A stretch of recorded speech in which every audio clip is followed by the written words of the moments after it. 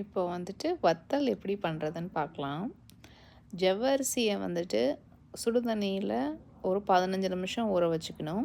ஒரு white cloth வந்து cutting board கீழே வச்சு நனைச்சிட்டு அந்த ஒயிட் கிளாத்தை மேலே போட்டுறணும். போட்டு ரெடி பண்ணி வச்சுக்கணும். ரெடி பண்ணி வச்சுக்கிட்டு நம்ம அரிசி மாவு எடுத்துக்கலாம் 1 கப்பு.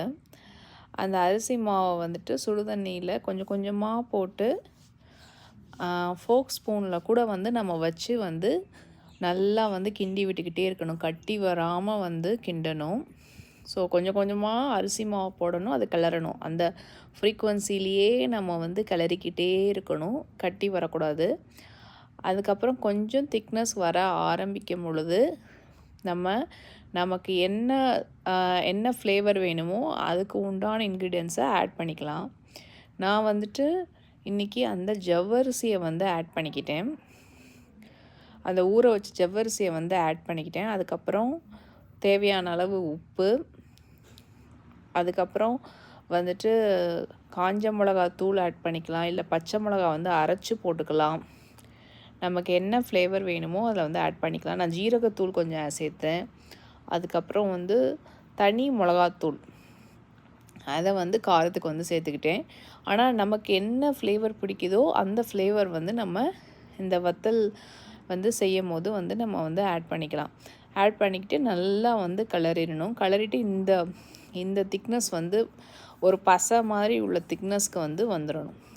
இப்படி தொட்டால் வந்து ஒட்டக்கூடாது தண்ணி வச்சு தொடும் போது. அதுக்கப்புறம் ஒரு ஸ்பூனில் எடுத்து நல்லா வெயில் வர இடத்துக்கு போயிட்டு ஸ்பூனில் எடுத்து இந்த மாதிரி வைக்கலாம், இல்லை கையில் கூட வைக்கலாம். இதுக்கு பேர் வந்து கிள்ளு வத்தல் அப்படின்னு சொல்லுவாங்க. கிள்ளி வைக்கிறது. நான் இன்றைக்கி ஸ்பூனில் தான் வச்சேன், கையிலையும் வந்து வைக்கலாம். அதுக்கப்புறம் இதிலே வந்து கூழு வத்தல் சொல்லுவாங்க. அது கொஞ்சம் வந்து நீளமாக வந்து ஸ்பூனில் ஊற்றி விடுவாங்க. அந்த மாதிரியும் வந்து பண்ணலாம். நமக்கு எந்த ஷேப்ஸ் பிடிக்குமோ அந்த ஷேப்க்கு வந்து நம்ம வந்து பண்ணிக்கலாம். வெயிலில் கொண்டு போய் வச்சு இந்த வத்தலை வந்து நம்ம வந்து இந்த மாதிரி கிள்ளி வைக்கணும். முதல் நாள் வந்து நல்லா வந்து காய வச்சிடணும் துணியிலேயே. அந்த மாதிரி ஒரு 3 நாள் வந்து நல்லா வெயில் படுற இடத்துல வச்சு எடுக்கணும்.